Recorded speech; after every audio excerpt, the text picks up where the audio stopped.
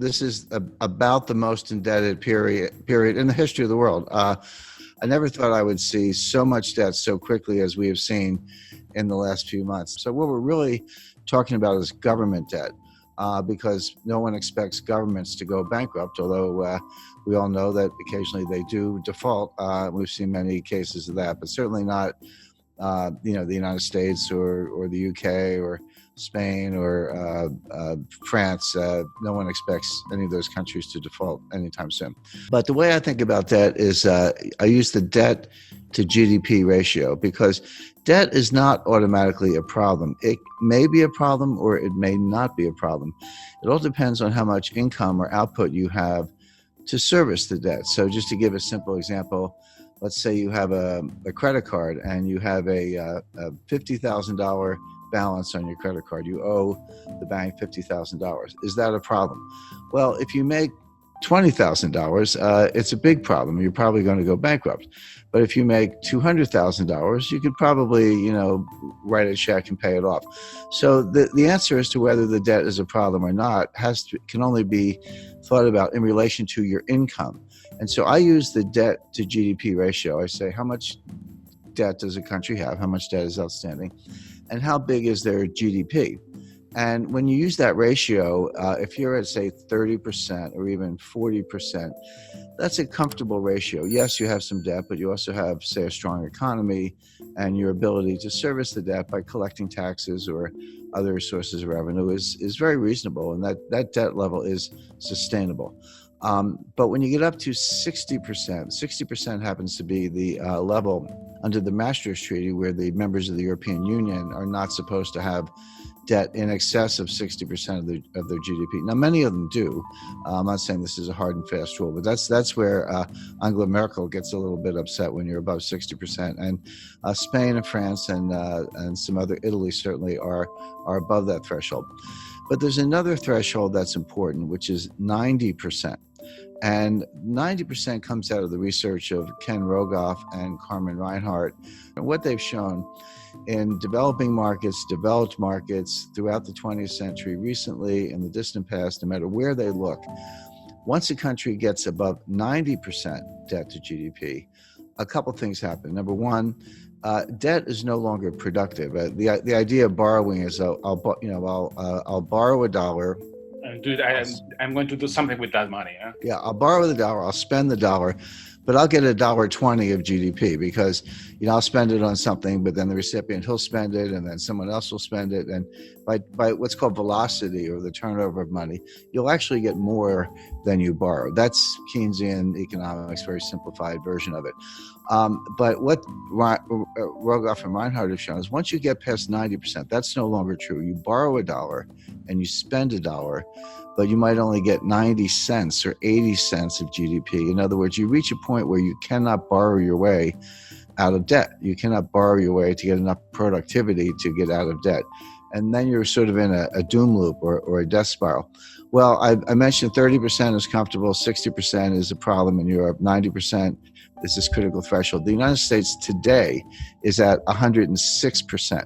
But we are very rapidly moving to 120%. When you take the additional $5 trillion of new deficit spending that the Congress has approved and put that on top, and bear in mind, the GDP has gone down, right? So your denominator is shrinking, your numerator is going up, which means the fraction is going up, and now the debt is well in excess of 100%. It's actually coming into 120%. So all of a sudden, the United States starts to look like Italy, or for that matter, Lebanon or Japan, which is the highest of all. Now, the modern monetary theorists, MMT, modern monetary theory, whom I completely disagree with. I know a lot of them. I know Stephanie Kelton. She's a big brain. She's one of the thought leaders. She has a new book coming out. They say, so what? They say it doesn't matter. That you can take your debt to GDP ratio to not only 100%, but 200%, or in theory, even 300%. It just doesn't matter for two reasons. Number one, you can always print the money to pay off the debt. By the way, everything I'm talking about does not apply if you're borrowing in a different currency. If you're Argentina and you print pesos, but you're borrowing in dollars, that's a problem because you can't print dollars. But of course, the United States can print dollars. The ECB can print euros. Bank of Japan can print yen. And if that's the currency of your debt, just print up the money. What's the problem? And they have other solutions. If inflation starts to take off, just raise taxes. I'm not so sure about that. You've borrowed yourself into oblivion. You get inflation, and you think you can tax your way out of it. That doesn't sound like a very good way to go. But the bottom line is that all the countries, starting with the United States, but all the major developed countries, are now in these sky high and rising debt to GDP ratios. Now the question is, what's going to happen next? Interest rates are extremely low. The central banks have made them low. So the debt service is not that great. The debt is huge, but if you're only paying, a fraction of 1%, it's not as if you're incurring a lot of interest expense, which of course adds to the deficit. So that's the first thing. We don't have inflation. People who say that, the money printing that the central banks are doing to buy the debt, which they are, is inflationary. That's not true. That's a kind of gross misunderstanding, comes out of Milton Friedman, et cetera. It's not true. What does cause inflation is velocity, which is the turnover of money. People lose confidence in money, and they spend it, and someone else gets it and they spend it. Everyone's spending it because they want to run into hard assets, land, gold, silver, fine art, real estate, et cetera, or just buy a car because they think the price is going up, or a refrigerator, whatever it is. If you get that kind of velocity, inflation can happen very quickly. And we saw this in the late 1970s. So the real warning is not that any of these countries are going to default on their debt. They're not going to default on their debt because they can print the money. The danger is inflation. Now, if you said, do I see inflation right now? Absolutely not. We're going to see deflation, which is a different kind of danger. Deflation causes debt defaults because Japan has been trapped into that for 30 years. Yeah, and Japan's been in a depression, in my view, since 1990. My view, the U.S. has been in a depression since 2007. We're in our second lost decade. Japan's entering their fourth lost decade. But it's as if all the countries in the world are getting more and more like Japan. I had a meeting with Sakakibara-san. He was very famous in the 1980s. He was known as Mr. Yen. He was an assistant finance minister in Japan, but he was called Mr. Yen. But very smart guy, very nice guy. And I confronted him on this. I said, Sakakibara-san, your debt keeps going up and your debt to GDP ratio is sky high and your GDP is kind of flat. And he said, yes, but you're missing one thing. He said, our population is going down, which is true. So on an overall basis, they're flat, but on a per capita basis, their GDP is actually outperforming. So I said, so the logic of that is someday there'll be one person left in Japan and she will own the entire country and be the richest person in the world. Well, it's very bad for Argentina, and here's why. If you, or Chile for that matter, if you borrow in dollars and then we have deflation, what does that mean? It means the value of cash is going up, but it also means the value of the debt is going up. So even if you have very low interest rates, which we do, when you borrow in dollars and the dollar is worth more, that's what deflation is. Your dollar is worth more. That means your debt is also worth more, meaning you owe more debt in real terms. The nominal debt's the same. So if you borrow 100 million, you owe 100 million. That doesn't change. But if you have deflation, so that the 100 million is actually more valuable. See, this hasn't happened since the 1930s. People don't understand. No one alive has really lived through a strong deflationary period. A lot of us have experience with inflation.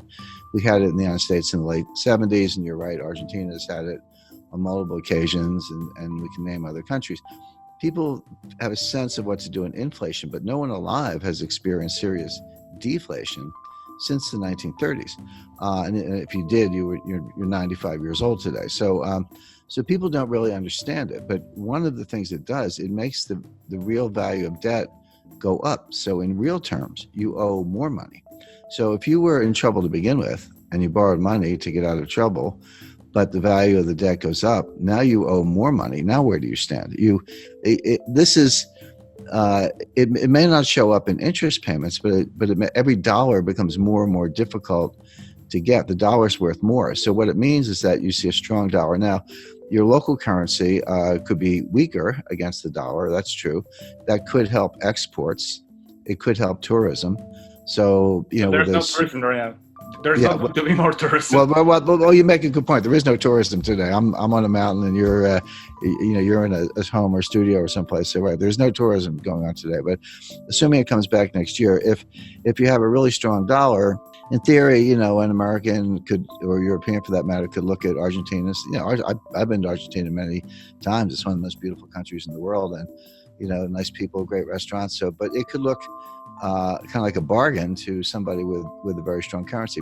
Sure. But that's not really Argentina's problem. Argentina needs more high-tech industry, more high-value-added industry. It needs to break out of what's called the middle income trap, where you get to a certain point, but you can't get past that point because you can't just do it with assembly style manufacturing jobs. You need high value added jobs. You need technology is what you need. And all the developed economies are facing the same issue. That applies to all of Latin America, Chile, Mexico, Colombia.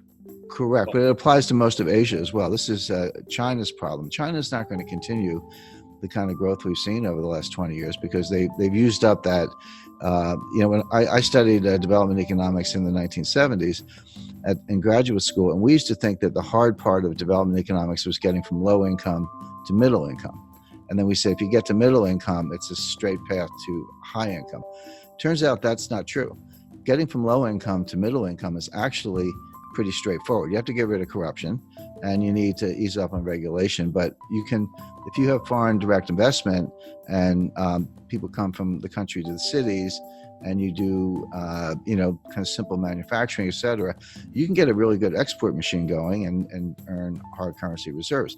So that part's easy. The hard part is getting from middle income to high income, because it turns out you can't just do more of the same. You actually need more high value added. You need technology today, and that's what I would advise every country to be working on, including Argentina, where the Argentina has a very very highly educated workforce. I mean, Argentina would be a good case to why don't we make iPhones in Argentina instead of China, and we're going to bust up. The United States is going to bust up the supply chain to China. We're going to shut over time. Won't happen overnight, but we're going to pull those factories out or shut them down and move them elsewhere. So the question is, if I were advising any developing economy, I would say, how can I become a supplier to the United States? If they're going to get rid of China, which we are for a lot of reasons, I'd want to be in the list. And we're actually looking at Jordan as a country that could make cell phones.